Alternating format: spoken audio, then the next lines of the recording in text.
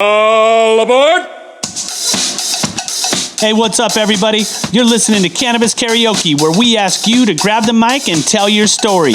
Get inside info from today's most interesting cannabis pioneers, and from the first note to the end of the song, listen up as you get to hear the stories of success on Cannabis Karaoke. Welcome back to another episode of Cannabis Karaoke. I'm your host, Danny Keith, and we're continuing this series while we're all on quarantine, lockdown, watching Tiger King and turning into nocturnal beings. I've just shared that with my current guests that my days and nights are starting to flip a little bit. I feel like I'm in Vegas. I don't know what time it is. I don't know what day it is. I don't know anything, except I don't have casino machines and people bringing me drinks as I'm sitting there. But this next guest that we're going to interview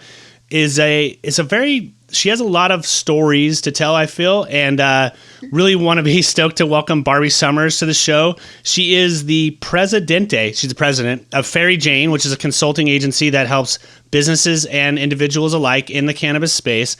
And on top of that, in addition to other things you're going to find out about her, she's got 20 years of asset management under her belt as well. So what a joy to be able to get you on the phone today. And in all honesty, I was so scrambled this morning that had you not sent me a text, we would have missed each other. So I really appreciate you for staying on that. We would have still been watching Tiger King. That is the weirdest show ever. I don't understand. And had I known that 20 years ago I could get a tiger for $2,000 before I had morals and ethics, like being a little bit older now, I might have bought a tiger. I'm not going to lie. Oh God! So talk to us a little bit about. I have 2 cats. Yeah, I have cats. I love my cats. But can you imagine having like a 500-pound tiger? I never even knew all that stuff was happening in from Oklahoma to North Carolina down to Florida. One of those dudes is from Salinas, which is like 25 minutes south of me. The Antle guy, Doc Antle, whatever the guy that has like the cult going out there. Wait, but do spoiler alerts. You're farther along than I am. Oh shoot, sorry. Doesn't even matter because it's still gonna bleed your eyeballs out when you watch it.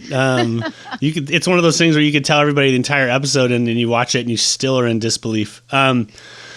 Quick pivot. Let's talk about Faerie Jane and also like some of the other things that I think people probably associate you with: high dining, Mary Jane University, correct? Yes. So let's start with even the chapter chair of a Women Grow chapter. Oh wow! Once upon a time. So maybe let's start back where you first decided to jump into the space, and it sounds like maybe was Faerie Jane the first thing that you jumped into the space with? Yes, in an official business sense, I would say so. But I'd say I was in the quote-unquote space when it really felt more like a community. Now it feels more like an industry. I started as a patient, right, and then as an activist. And because I'm such a geek, I really educated myself on all the things I was personally curious about. And then you naturally become an educator because all of your friends and even strangers you meet see you as some sort of authority on cannabis. And I'm quite all right with that. I love sharing. I love sharing my knowledge, and I love continuing to learn. Yeah, I think people, it's an interesting comment you make about becoming an educator, because I've, smoked weed since I was like 14 or 15 years old. Never looked at it as medicine. Always just looked at it as a little bit of a anarchy play on the family and everything else, and being a surfer guy kind of fit right in hand in glove. But you do get a lot of people that, I'll be coaching Little League and someone will run up on me and ask about the cannabis space, whether it's investing or, there's so many categorical things that you can take for ailments nowadays that people are getting away from, like, hey man, can you score me a bag, to, hey, I was reading about CBG. What do you know about that? And so because we're so passionate about the space, it lends ourselves to kind of being a natural thought leader. Would you say that is kind of how things evolved? Most definitely. Yeah. And I'm such an enthusiast about it. It's kind of funny when I'm asked a question like this and I think about how it has undescribably grabbed a hold of me, this interest in this one particular plant. I've always had an interest in natural medicine.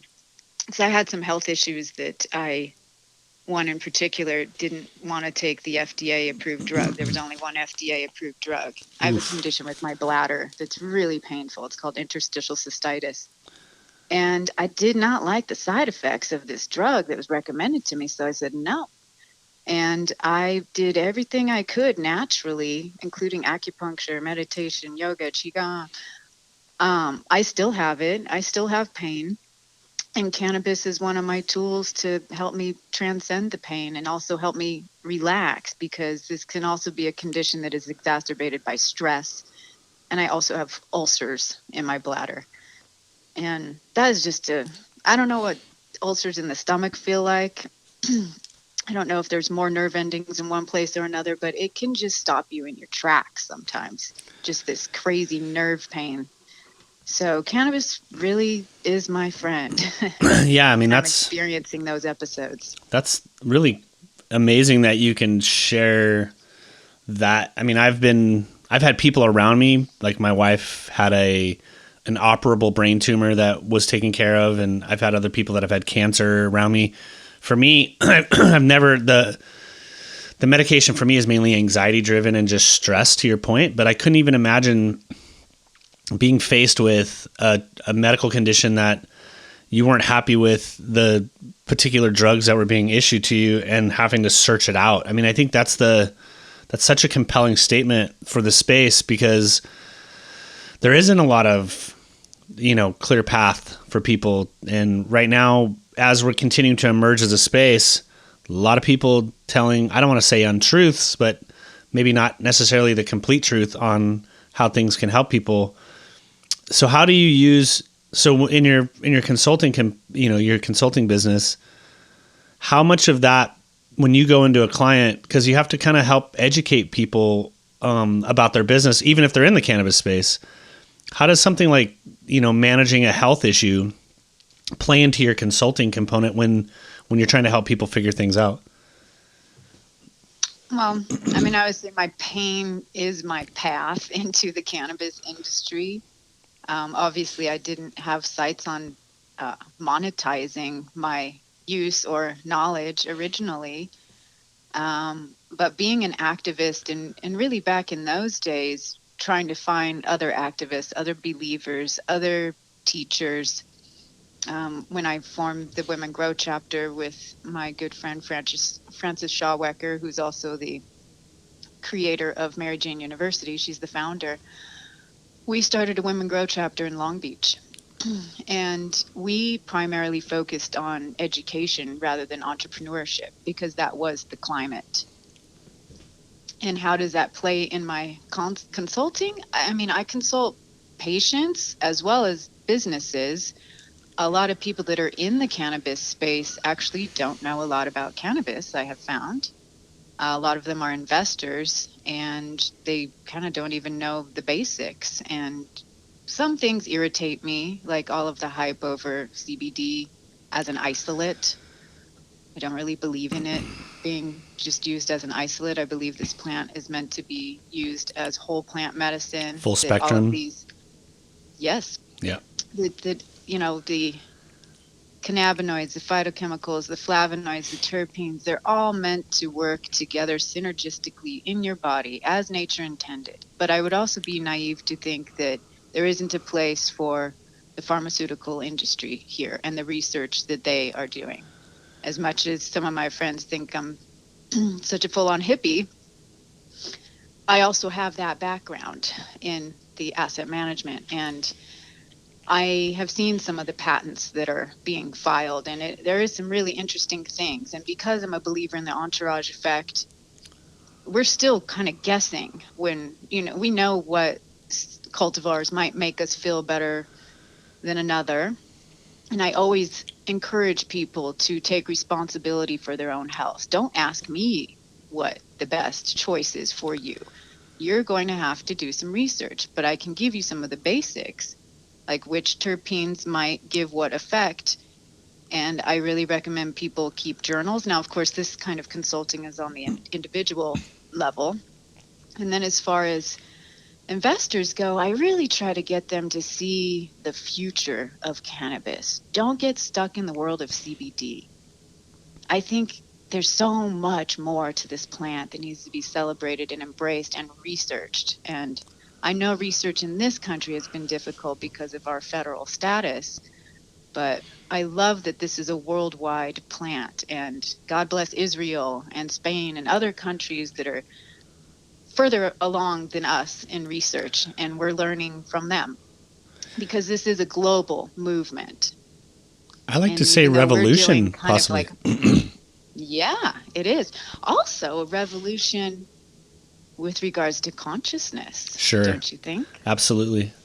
I think, it's funny as you were sitting here talking about, the entourage effect and the full plant spectrum. I mean, some of the first oils that we were making for Tommy Chong, and I work with him on his brand, was RSO oils, where we were doing, we weren't doing the distillate or the extraction of the terps and all of that stuff. And, I'm going to make a statement. It may not be something you agree with, and I like to be a little bit controversial, but I feel like the American way, it's like eat an apple every day, keep the doctor away. Let's extract sugar out of everything and eat a teaspoon of sugar. It's like we're not using, like there's been a path that's been provided for us to solve some of our problems. You made a point of listening to yourself. We've kind of created a society of people that need to be told what to take, when to exercise, how much water to drink. Nobody's paying attention to their body. I definitely agree with that. Nobody. Most people and I think don't. Western medicine, like we're kind of taught to just kind of put your hand out after you go to the doctor and they put a prescription in it, or you're told what pill to take. And I think we need to do our own research. We should be aware of plant medicine. Most of the prescription drugs, a lot of them are derivatives of plants. Synthetically, yeah, reproduced. But yeah, and we've become so far removed and disconnected from nature that we almost fear it. Many people fear it. And I think that needs to change. And what are the roots of that? Sometimes I joke and say, well, we killed all the witches. Right. Well, or the shamans. Yeah. There was a lot of things that we did prior to being so enlightened, if you will, as a species, that were based on harmony, frequency. They weren't saying that back in the day, but that's a lot of how things were managed. And listen, you can look back in the past and say, oh my God, they had so many problems on top of it. Yeah, I think we kind of inherently create or sub-create the problems around ourselves as we continue to evolve.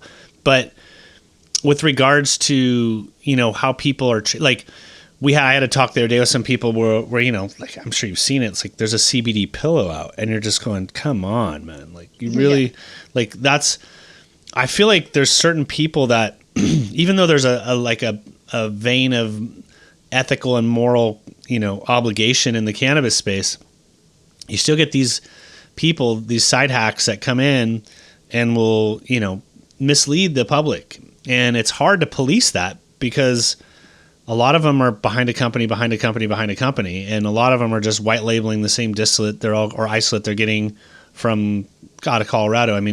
If I had a nickel for every time I got an email, text, or something on a LinkedIn that said pure isolate, whatever, kilos for this, it's just like, it's unfortunate that we tend as humans to try to create shortcuts. And I think that's the beauty of the plant. It doesn't necessarily penalize you for doing a shortcut. It just doesn't reward you as much as if you were paying attention to how something was interacting, with your body. Oh, I completely agree with that philosophy. It doesn't penalize you, but it doesn't reward you either. And I think a lot of these, whether they be fly by night or just completely confused CBD business owners, they do give the plant a bad name because either the people aren't feeling effects, or I think also in some cases it could be the placebo effect, which is great. Actually, if I talk to somebody that says they're getting great results from a CBD isolate product, I don't even try to educate them too much because I don't want to change whatever mental thing might be going on with them, because the placebo effect is real. The mind is a powerful thing. It's kind of like, I'm going to make an analogy and maybe you'll appreciate it or not, but it's kind of like taking those chewable aspirins. You know, you take a chewable aspirin, and it's like the thought of you taking a chewable aspirin sometimes, especially with kids, it's like helps them think that they're getting better, but in reality they're not. Whereas if we were paying more attention to what we have going on, fortunately in my household, we focus on food as our medicine, and then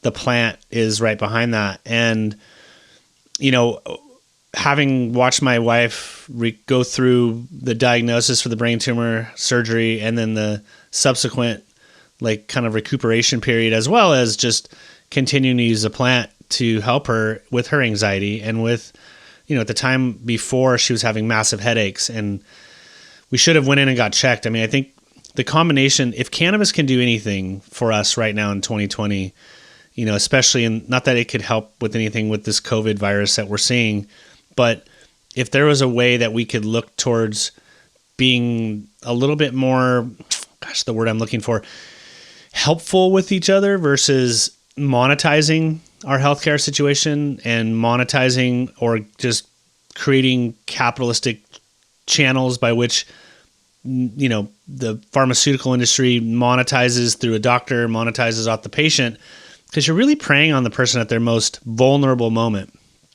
And I feel like sometimes the CBD craze, you know, you got these outliers that are like, I don't know. It's funny. My mom and dad, both massive pill people through the 80s and 90s per doctor prescriptions. My mom, my dad were both adamantly against cannabis, not necessarily like protesting against it, but just not really wanting to hear any of it. And then my dad passed. That was one of my episodes that kind of led me to cannabis, was him passing from opiate addiction. And my mom, who was right there alongside of him, right, all of a sudden gets a new doctor, and the doctor's like, yep, you know, now that this whole thing's out in the open, opiates aren't being prescribed like M&Ms anymore. And now she's doing edibles. You know, she calls him and says, hey, I've been doing these edibles and they're really helping me out. Can you give me some advice? And I'm thinking, what a vulnerable person, so easily misled if not given the right direction. Oh, yes. Well, there's so much trust placed in our healthcare professionals. And that's really the gap between education and the medication, is the healthcare professionals. And I see a lot of nurses tend to be, you know, more open-minded or even consumers themselves than doctors. I mean, I personally have seen a lot of doctors with my conditions, and I get the eye roll when I mention cannabis, because I always do. Because there's no way for them to monitor. They're not prescribing it for you, so they don't get their free golf trips. I mean, sure, there's that conflict of interest, but I also think genuinely they don't believe yet. And I'm just waiting for that tide. And I think we're very close. And a lot of doctors are interested now. In fact, through Mary Jane University, we've had several doctors reach out to us requesting education. And back to your comment about food as medicine, that's a great segue into high dining. Let's talk about some high dining. Yeah, it's very much about education, even though it looks like really fun events. I mean, they are really fun events, don't get me wrong. But I say they're always infused with education. We always take every opportunity, and especially in the social media. I mean, most of our posts have something about, you know, what product we used and why we used it. I'm also a big advocate of raw cannabis. I know you mentioned RSO earlier. Yeah, live resin and stuff too. Yeah.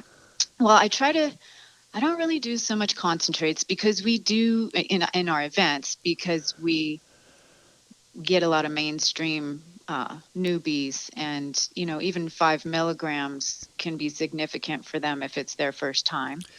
So we've even changed throughout the years. When we started in 2016, we used to have to require doctor's recs for our events. So we knew we were drawing seasoned users, most of them. The Sushi and Doobie Rolling Workshop was our first production with Chef Victor Miller, and people learned how to roll a doobie. I remember that event. I mean, I didn't go to it, but I remember I remember seeing it. It was so fun. It is. It's still one of our flagship productions, as well as the Moonlit Movable Feast in Joshua Tree, which is a sit-down 4-course dinner that is so lovely. And that's a wonderland of education and a blend of science and magic. And I feel it's really an extension of all the things I love and that interest me in cannabis, whether it's someone who's now doing CBD henna art with a much deeper meaning than just adding some CBD to their henna. It's the art of healing. She'll put these beautiful designs where you may be experiencing some pain, and it changes your perception of that area. When you look at it, now you feel it's beautiful. For me, that was powerful. I actually just had a hysterectomy in February, and I had fibroids, and one of them was really large to the point where I looked like I was pregnant. That's a hardcore surgery. I mean, guys don't often think about that word. My mom had one when I was, I don't even know, maybe in my early 20s, and I've had a couple friends who've had to have them because they had what's the issue when you have endometriosis? Yes, and how painful that is. It's so painful. It's just crazy. So if you're always like looking at your body and you're holding your body, I mean, you can imagine, like, you know, you have different feelings about that. And so this woman paints these beautiful designs, and it's all about that positive mental attitude, which we were touching on earlier, or the placebo effect even too. The mind is a powerful thing. So if we can change our perception about a certain body part that we experience pain with, or maybe people have body image issues too. I mean, cannabis can just be such a powerful tool mentally. I can't say enough about it. I really recommend it being used in therapy too. And I'm also an advocate of psychedelics in therapy. More and more that's coming out, you know. Interest of mine. Oh yeah. Well, I just did a private experience for a psychedelics summit in January. A group called Green Chip Stocks hired us to put on a 9-course dinner party with all psychedelically infused. No, we did not infuse with the magic mushrooms, but we did use king oyster mushrooms and piopini mushrooms, and we really got into these guys weren't really users of it. So that's the other thing too. We have to cater to our clientele and furthermore the least common denominator with our clientele. So a lot of these guys were flying in from the East Coast. We're known for cannabis infused dinners. Sure. So we did 2 optional infusions that totaled 5 milligrams. If they didn't want it, they didn't have to have it. We also had a walk-up flower table. We had 2 offerings from one of my favorite farms in Mendocino, Heart Rock Mountain Farms. They're part of Mendocino Generations. I'm sure you know Jamie and Chia. Yep. So we offered a high CBD strain and then one with THC. My client thought that people would go more for the CBD one. Surprisingly, most of the audience went for the THC one, but everybody had a good time, and it was a very light dose. And since it was 9 courses, and I do love to bookend the courses, we begin with CBD and we also end with CBD. By the end of the night, people are feeling happy, not high. They have to get back in their cars and drive. Although with our other events, our ticketed events, we really recommend people, for example, the Joshua Tree one, we recommend they get an Airbnb and take safe transportation. But for the most part, you know, I think we are known as being the responsible dining company. There are several now popping up, and we are, I think, one of the trailblazers.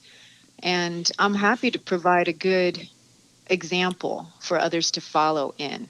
But I have heard of some other ones doing really high doses that I would never do. You don't want to blow people's eyebrows off, you know. You want to. I don't want anyone to get in a car accident or have an anxiety attack too. Yeah. Yeah, and you know, speaking about anxiety, right now the anxiety is so high. Yeah. And a lot of people are indoors more, and we've heard the cannabis sales are going up. And for me personally, I have found that THC is a complicated combination with anxiety. Sure. So I tend to do more heavy THC in the evenings, or if I do heavy THC in the daytime, I really try to set my mind frame just like you do before a psychedelic trip. Just make sure you have a good sesh. Be good to yourself. Make sure you're in the right frame of mind for sure. With you know, CBD, I want to just real quick 2 things one, if you're at least from what I've experienced, like if even though I've been smoking weed for like a long time, there's still some times where I'll smoke something and then I'm like, oh, that's not agreeing with me. This is taking me down a wrong path. I'll do a little, maybe 1-to-1 or 30-to-1 CBD tincture to kind of help balance that out. That's just my personal thing. When people talk about CBD, I don't think that it's like, let's have a soda, it's like such a generic high level term around the actual components. What do you see when you're seeing all these hemp-based CBDs and all this other stuff? To me, I think the best form of CBD intake is obviously high CBD, low THC, but you still need that THC to kind of unlock things. Exactly. And we've always known that. I remember Chiba Chews back in the day was the first one that had an edible that was predominantly CBD and had a little bit of THC, because we've always known that. Science tells us that. That's why I get a little upset with the whole CBD bandwagon, because there really isn't science that supports it. I actually, right in front of me, have a tincture of Care by Design 18-to-1. I love it. That's what I take to balance out anxiety. And yep. I mean, I love all consumption methods. Well, you've seen that video I shared with you. Right. I love big bongs. I cannot lie. But to your point, though, it's like there's a time and a place for it. Like when it comes to what and how you're consuming. And then if you're looking medicinally, for me, I have a hard time with these hemp CBD based companies. I don't know if those creams work. I don't know there's just no, you again, talk about placebo. I see people buying those CBD only creams like at the grocery store now. Like, New Leaf is like our holistic, like it's just a really higher end kind of grocery store. It's not really holistic. It's just expensive, but the shelves are packed. They were packed with CBD edibles too. And California said, nope. No more CBD infused stuff on the shelves, but it really is it sucks that I do believe there's a place for hemp. I do believe there's a place for the consumption of hemp. I think it's not a bad thing to consume hemp. Your body, just like eating apples and everything else, there's certain things that actually could help you physically. But when we start talking about the medicinal aspects of it, I'm having a hard time getting my head around hemp-based CBD products that don't have they'll all have like the 0.00001 of THC in it. But how does, when someone comes to you, like, is that even a suggestion that you would send them towards the hemp-based CBD? There is. Okay. Yes. Well, I'm just going to mention two things and then elaborate more. Sometimes I have sober people ask me, how can I benefit from cannabis? Two, the federal law is a CBD product that can be shipped across state lines can have 0.03% THC in it. And I think, and I will call those full spectrum. Those are full spectrum. For example, CW hemp. If I have somebody that I know they are not going to go into a dispensary. I also offer private concierge service too. I will go to a dispensary with a client and show them the products that I like and educate them. That's awesome. Being a little, all the bud tenders gather around too, because the bud tenders need more education. Oh my goodness. We don't have enough time to talk about that. Yeah, that's another episode. But yeah, so there is a place for that. There are people that they really think that they cannot handle THC, but when you tell them that scientific studies show that the CBD, which is really what you're after, which is really what's been marketed to you, will work more effectively, and actually there's an economic argument too, so sometimes that really speaks to people. Get more bang for your buck if you buy a CBD product that has a little bit of THC. Sure. But if you have to be sober, whether it's because of an addiction, or perhaps you are tested, maybe you're a pilot with the FAA and you cannot have any THC in your system ever. That's where I will say, go for a broad spectrum CBD product for those people that get tested and they might lose their jobs or lose custody of their children, or something major, something catastrophic will happen if they are found with THC in their blood. I feel sorry for them, but that is their life. So I recommend broad spectrum for them, no THC. Interesting, because now, on the raw cannabis side too, there's so much like, I don't want to say a clear line if somebody really might get fired. You have to be really careful. But if you just, you don't want to get high, go for a full spectrum raw cannabis product and get the benefit of THCA and CBDA. It's those acidic cannabinoids are so powerful for your health. And there's a lot of people that want it as medicine. They don't care about the high. For me, the high doesn't bother me personally. I mean, for me, the line between recreational and medical is not pretty a blurry clear line. I say, hey, laughter is the best medicine. So THC makes you laugh. I think we got to get back. I think we will. It's funny if you look at, so when you take things in a bigger, spectrum, right? You go, the time that we get to spend on this planet is a mere blip, right? And so, being that I'm 50 and, I've been around and I've seen the pill. I mean, we're going to look at the late 70s to early 2000s as like the pill decades, where people were just being inundated with pills. And if you go back in time, even further back before there was pharmaceutical companies, people had to rely on plant-based opportunities. And there was very much in the mix of cannabis and other drugs like cocaine and heroin and all that stuff was being prescribed by people that were quote unquote doctors. And we somehow, I still use that analogy of like an apple versus a teaspoon of sugar for whatever reason. Like the capitalistic endeavors are to concentrate and make it the most potent you possibly can, when in reality, when you take things in their natural form, they have much more impact. And then you have to also dial that in to the person. And so as we're kind of progressing through the space and people are learning about THC, I mean, I really truly think that when the regulators decided to legalize everything, that they didn't realize that there was going to be 8,000 categories of cannabis that were going to come out and how to get their head around it. And because I don't do so good on heavy dose edibles personally, my metabolism's super high and it hits me really, really hard. So most of my stuff is either tincture based, I do pro tabs, or I smoke flower, or I'll vape a little bit.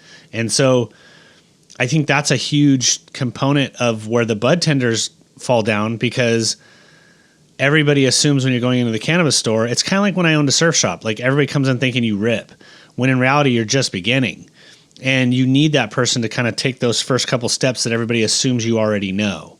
And I think that's the challenge that we're facing with the cannabis space, because a lot of these bud tenders are still, well, albeit they may be more educated, they're not necessarily able to go into grammar school mode to help these people, because there's not really a trigger for that.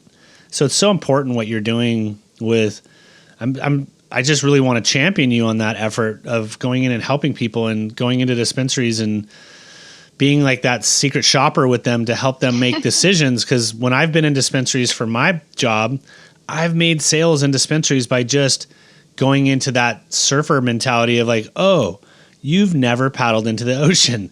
I get it. Okay. I can't talk about like what kind of waves do you go right or left? What kind of wetsuit do you like to wear? Because you don't know. So I got to go all the way back to square one of you don't know anything.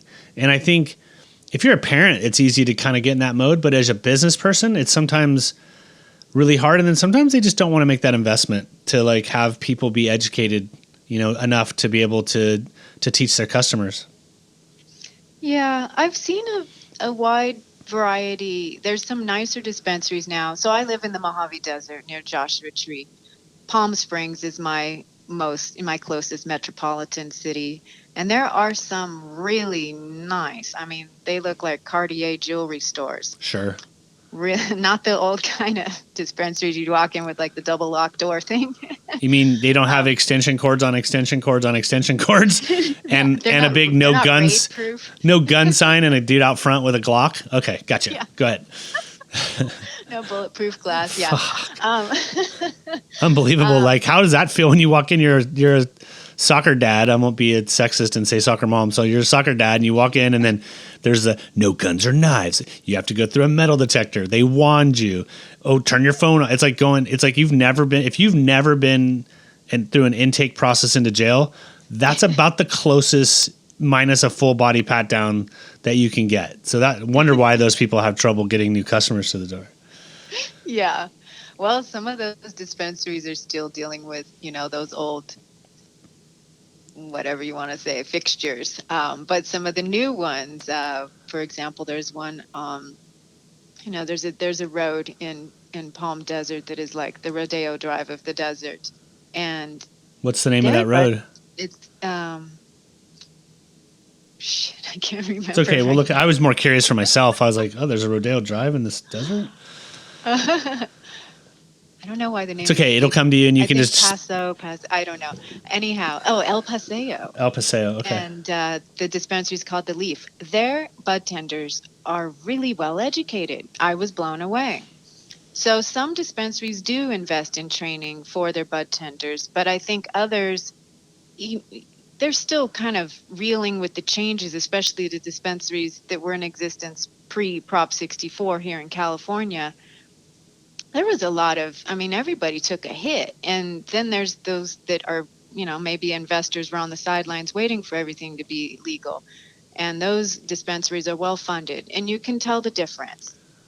And I've got big love for the ones that have been in the game for a long time. And a lot of them have been doing it purely out of compassion and from a medicinal perspective. And there's just all kinds. And there's still the illegal ones too that are doing dabs in the back. Yeah, San Bernardino. It's funny you talk about the Palm Desert, and then right there next to you is your step cousin, the San Bernardino, and they're a little bit randy out there. I've been to a couple dispensaries out there. I won't name them, where we're doing dabs and full volcanoes like in the room. Which I kind of think that in order for the cannabis space to keep progressing and maturing, it's so funny to say this, but I think we have to have on-site consumption. And then have on-site consumption specialists there to help people not just sell them the product, but to continue the education process. Because it's one thing. I agree.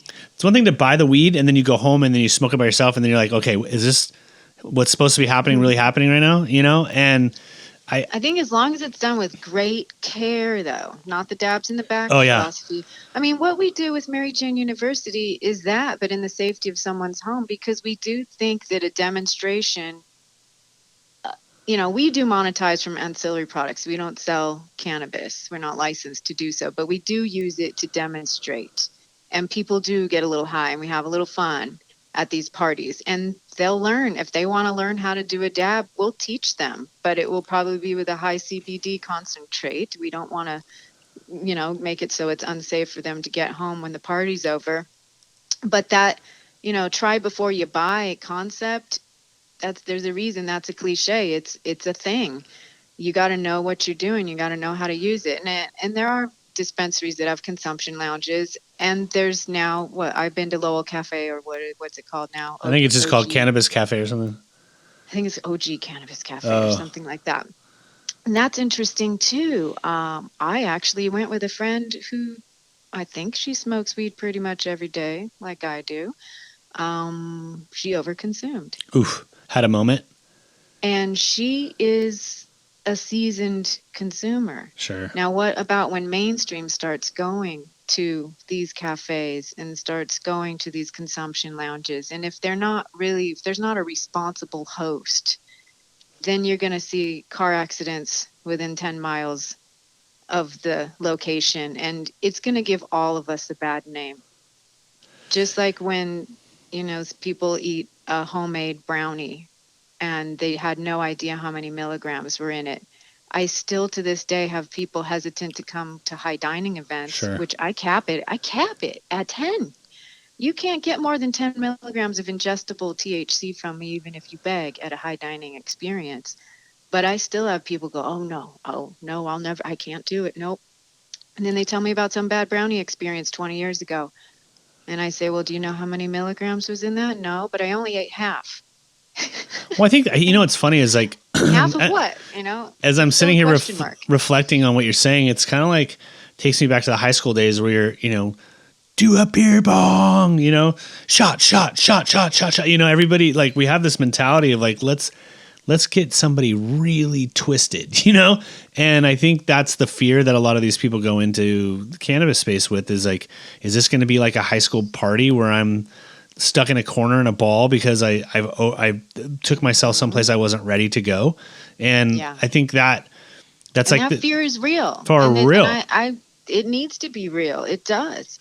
And we don't want people going to the emergency room because they overdosed on edibles. As much as I'm an advocate of grow it yourself, make your own topicals and tinctures, because what also happened with the death of Prop 215 is some patients that really need this medicine can no longer afford it because everything went up. Yeah. Now growers have to also wear a branding hat and an attorney hat or outsource these services, which they didn't used to have to before. And everything is just more expensive, the labeling and the licensing, and it's all passed on to the consumer. So I still am such an advocate of DIY, but you still have to be so careful when you make your own edibles. It's so easy. I mean, I made some butter a few months ago and it kicks my ass every time. I got to remember that I can just only use a little bit of it. It's super potent.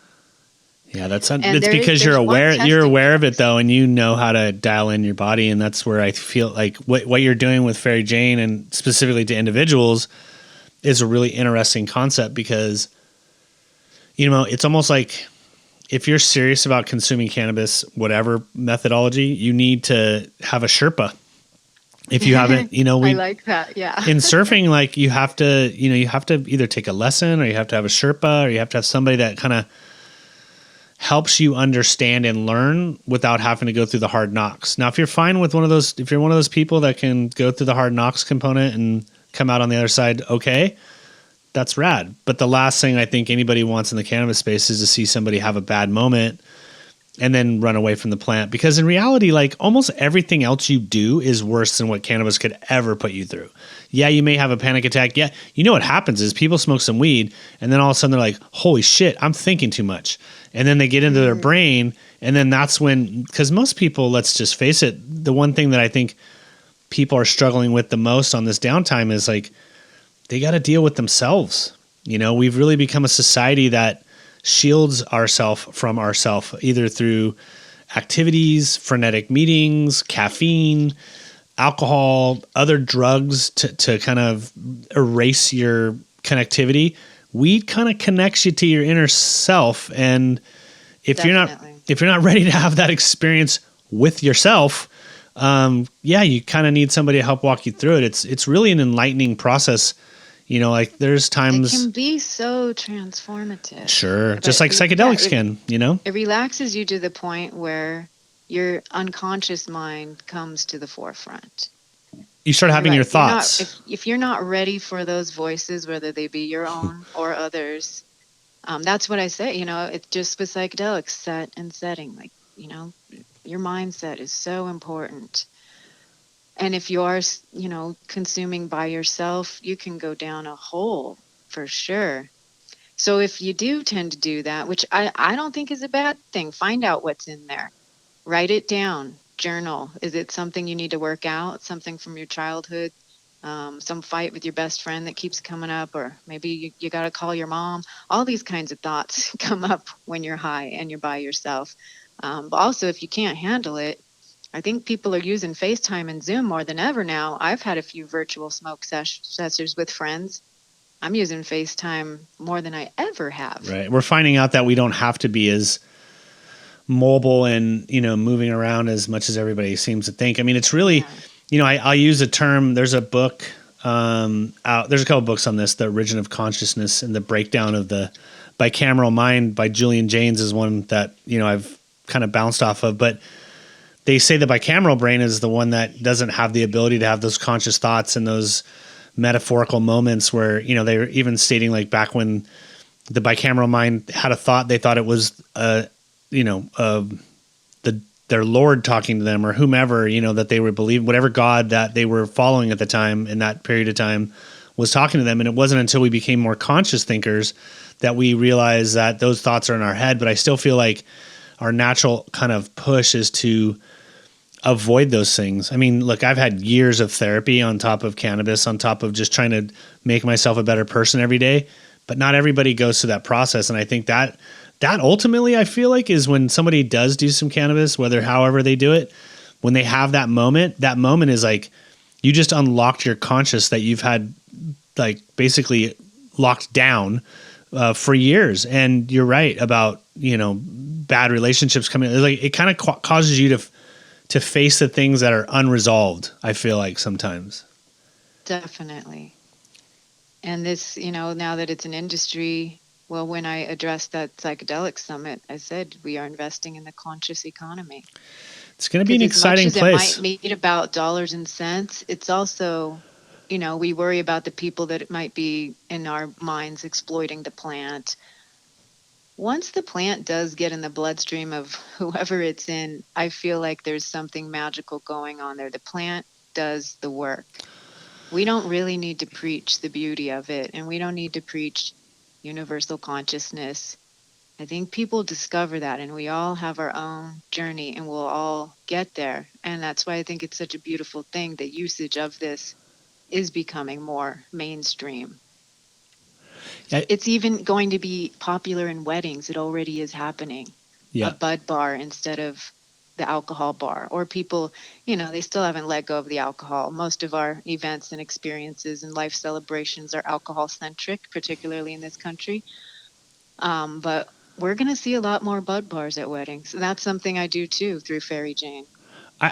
As we kind of wrap up, I want to make a statement, and I don't know if you'll agree with it or not, but I think if we could just take this chance that we have with this virus, that Facebook, I've been getting into some wonderful Facebook battles with people, but we're really at a chance to have enlightenment. We're really at a chance to, rarely do you get moments in time to say, you know what, let's switch 2 tracks over. Let's focus on people being happy, because this is what I know, that if people are happy and they feel like they have their basic needs met, because not everybody is trying to buy a Rolls Royce. Some people just want to make sure they can pay the rent, and if everybody's got their housing, their healthcare, their family under wraps, like that, automatically there's other currencies that have existed in our economy that I feel like people have ignored, like stress, fear, insecurity. A lot of people bank in those currencies on a daily basis, and our society doesn't do anything to help deplenish that, And so it's one of those things I feel like if we can take this moment in time to say, hey, you don't need to get in your car and drive 5 days a week to go sit and do what you just did at your house. Can you schedule yourself at home to be as diligent as you are in work? And so if we can take this opportunity to be more kind to our Mother Earth, better to ourselves, better to the people around us, and then we make money, I feel like people will be, regardless of what that money component is, the other currencies that they bank on emotionally will be a lot more full than they are empty. I agree wholeheartedly. Well, it's been a great almost hour talking to you. Why don't you shoot out some websites and social media handles? I'll also include them in the follow-up blog, but go ahead and tell people where they can find you or follow you and interact with you. Okay, thank you. I'm at Faerie Jane, FAERIE Jane.com. Also, highdining.com, HIGHDINING. I'm sorry, that's .club. Highdining.club on Instagram as well as on the web. And then can people just slide into your DM or send you a note if they want to be consulted? Or is there certainly. Okay, cool. Yes, actually through the Faerie Jane website, they can schedule a free 15-minute consultation awesome. call. I'm going to put that in there. From there. Oh, thank you. It's been an amazing talk with you. I'm excited to see you once we get out of this period in time where we're not allowed to go anywhere. And I'm really excited to see events. I think you're going to see a V-shaped curve when it comes back for people wanting to participate in events. Maybe not right out of the gate, obviously, but I think people are going to really enjoy things more. We kind of took things for granted. And I just want to say thank you for jumping on and sharing your wisdom and the things you do for the space and the consumer and the industry as a whole.